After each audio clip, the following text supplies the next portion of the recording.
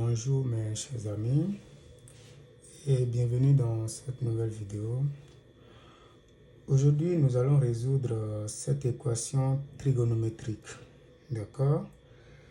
Sans plus tarder, qu'est-ce qu'on peut remarquer tout de suite? Donc si par exemple vous voyez ici nous avons 2 cosinus carré de x plus 5 sinus de x égale 5. D'accord, donc on nous dit de résoudre dans l'ensemble grand R. D'accord, donc on nous demande de trouver toutes les solutions réelles.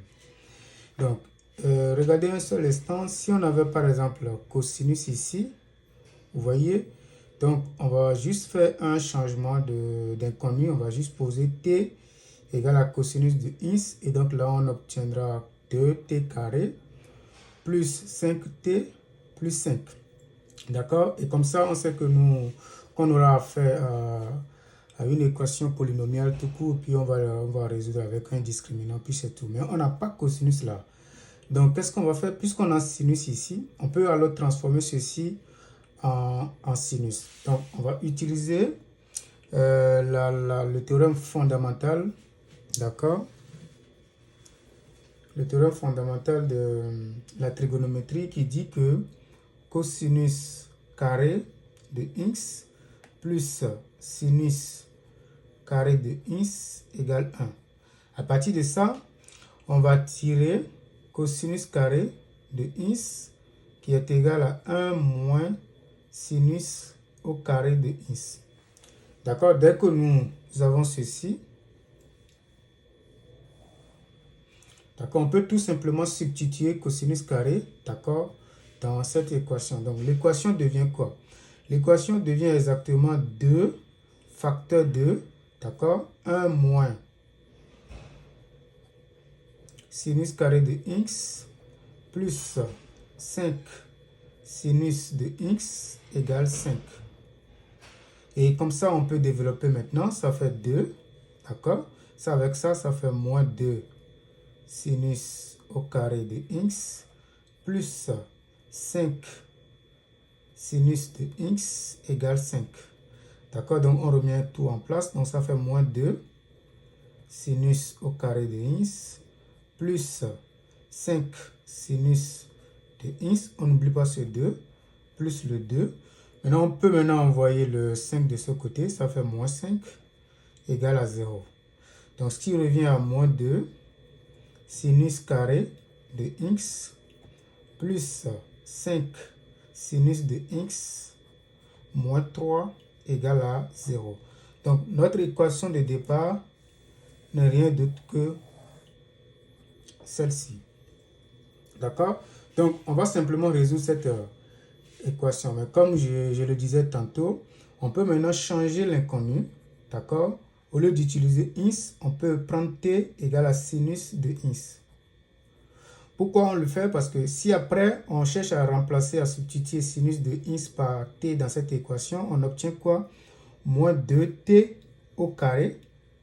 Puisqu'on va remplacer sinus de x par t, ça fait moins 2t au carré plus 5t, d'accord, sinus égale à t, donc moins 3 égale à 0. Donc nous allons résoudre cette équation parce que c'est facile en quelque sorte de résoudre cette équation. On va juste utiliser la formule quadratique, c'est-à-dire le discriminant, puis on peut retrouver les solutions de cette équation, mais en t.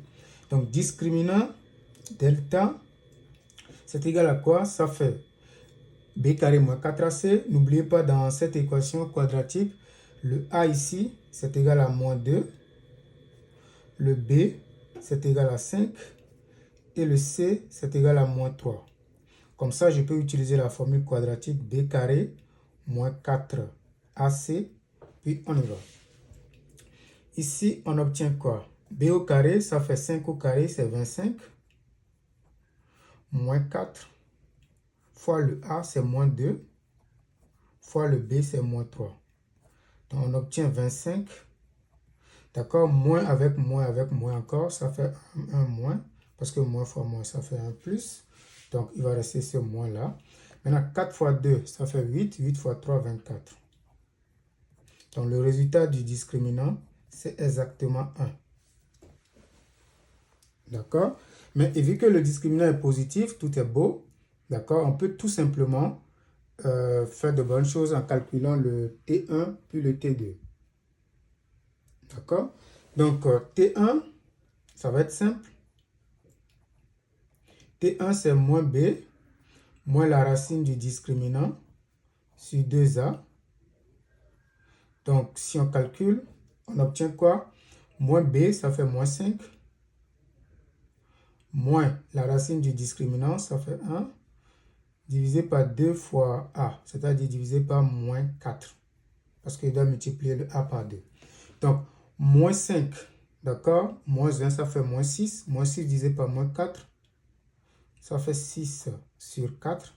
Je peux simplifier par 2, 2. Ça fait 3 divisé par 2.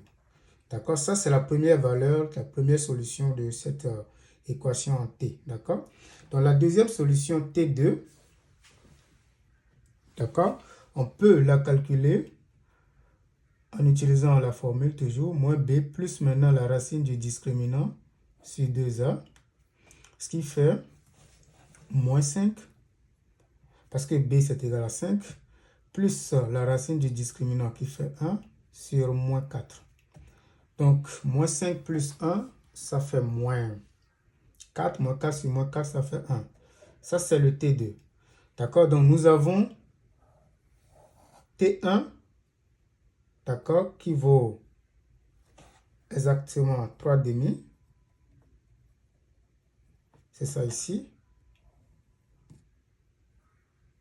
Puis T2 égale à 1. D'accord? Maintenant, il faut déterminer les solutions en IS. D'accord? Parce que l'inconnu de notre équation de départ, d'accord, c'est exactement IS. Mais nous, on a déjà les solutions en T. Donc, il faut maintenant déterminer les solutions en IS. Donc, on va commencer par prendre sinus de IS égale à T1. Puis après, sinus de IS égale à 1. Premièrement, pour sinus de IS égale à T1, c'est-à-dire égale à 3 demi. D'accord? N'oubliez pas, pour résoudre les équations trigonométriques, il faut faire un peu attention. D'accord? Ici, qu'est-ce que je vais faire? Avant de commencer par résoudre correctement une équation en sinus et en cosinus, il faut être sûr que le second membre est entre moins 1 et 1. D'accord? Donc, ça veut dire quoi? Si vous avez de façon générale ceci égale A, d'accord, avant de procéder avant d'aller plus loin, il faut toujours vérifier si le A est compris entre moins 1 et 1. D'accord? Si A n'est pas entre moins 1 et 1, d'accord, ça veut dire que l'équation n'a pas de solution. D'accord? Donc ça, c'est juste un rappel. Donc ici, 3 demi n'est pas du tout entre moins 1 et 1. Parce que 3 demi, c'est 1,5. D'accord? Donc ça n'appartient pas à l'intervalle moins 1, 1. D'accord? Et donc, là, cette équation-là n'a pas de solution. D'accord? Donc, sinus de IS égale à 3 demi n'a pas de solution. D'accord? N'a pas de solution. Maintenant, la deuxième chose. Donc, il faut maintenant prendre sinus de IS égale à T2, la deuxième valeur. D'accord? Donc, sinus de IS maintenant égale 1. Si je prends ça, vous voyez, 1 appartient bien à l'intervalle moins 1, 1, et donc on peut aller loin. D'accord? On peut maintenant aller loin. Mais si vous voulez, vous pouvez utiliser le cercle trigonométrique, comme vous pouvez juste utiliser la formule permettant de calculer les solutions. Donc, si vous avez sinus de A, sinus de I égale A, comme je le rappelais tantôt, et puis A appartient à l'ensemble en question. La première des choses, c'est d'écrire A sous la forme de sinus de quelque chose. Je peux prendre ça égal à sinus de Y. D'accord? Il suffit d'écrire A, d'accord, sous la forme de sinus de Y. Donc ici, dans notre cas, A égale à 1. Donc je vais dire que bon, sinus de quoi? Sinus de quel angle est égal à 1. D'accord? Et donc là, vous pouvez juste utiliser la formule qui dit que les solutions de cette équation sont IS égale à Y plus 2kπ ou IS égale pi moins Y plus 2kπ. D'accord? On peut mettre un K' avec KK', d'accord? Des entiers relatifs. KK' élément de Z.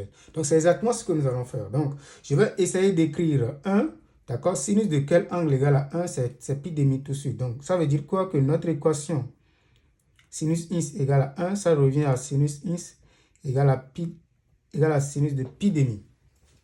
Vous voyez, donc ici, vous voyez, le y dans cette formule, c'est égal à pi demi. Ça veut dire quoi?